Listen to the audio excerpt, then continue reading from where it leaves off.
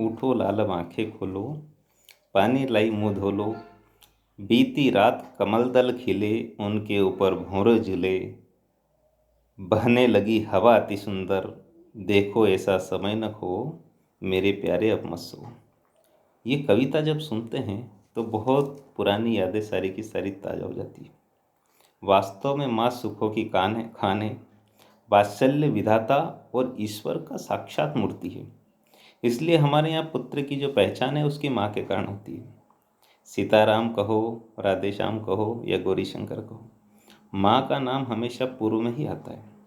इसलिए हमारे यहाँ जीजाबाई के कारण ही शिवाजी को याद किया जाता है। माँ का जो रिश्ता होता है वो अन्य सारे रिश्तों से बढ़कर होता है।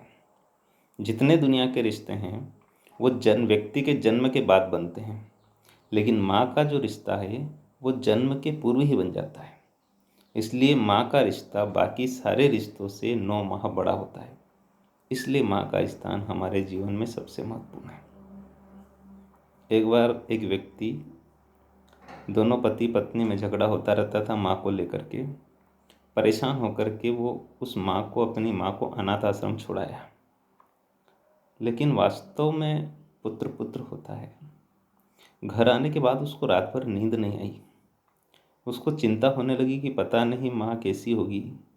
सुबह उठा वो और उसने विचार किया कि मैं एक बार देख कर के आता हूँ कि अनाथ आश्रम में मैं माँ को छोड़कर तो आ गया हूँ, लेकिन वो वहाँ ठीक है कि नहीं, खुशी है कि नहीं, दूर से ही देख करके आ जाऊँगा। वो अनाथ आश्रम गया, दूर से देखा, और वो दूर से क्या देखता है कि वो जो अनाथ आश्रम का संचालक था उसके साथ उसकी माँ अच्छे से बातचीत कर रही है, हंस खेल रही है। जब ये दृश्य उसने देखा तो उसका सारी की सारी चिंता समाप्त हो गई। उसको अच्छा लगा।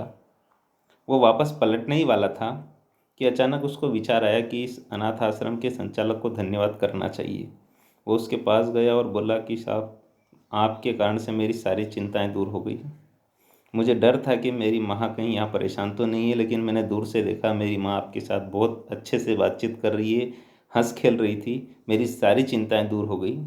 लेकिन एक बात बताइए, एक ही दिन में आपके साथ इतना प्रेम मेरी माँ का कैसे हो गया? तो वृद्धा आश्रम के संचालक ने कहा कि ये सब एक दिन में नहीं हुआ है, हमारा तो वर्षों पुराना नाता है। इस महिला को मैं पिछले 35-40 वर्ष पूर्व से जानता था। एक बार हमारे अनाथ आश्रम में आई थी, इनको पुत्र नहीं हो रहा था, तो एक बच्चा हमारे यहाँ से गोद लेकर के गए थे, तब से हम इनको जानते हैं। जैसे ही ये बात उस अनाथ आश्रम के संचालक ने बताई, उस व्यक्ति के पैरों से धरती खिसक गई। उसको लगा कि वास्तव में माँ माँ होती है। उसको पश्चाताप हुआ, सारी घटनाएं जाकर के अपनी पत्नी को भी बताई और वापस अपनी माँ को लेकर के अनाथ आश्रम आए। जब जब कागज पर लिखा मैंने माँ का नाम, कलम बोल उठी, हो गए चारों धाम। वास्तव में माँ का जो रिश्ता होता है वो दुनिया के सारे रिश्तों से बढ़कर होता है।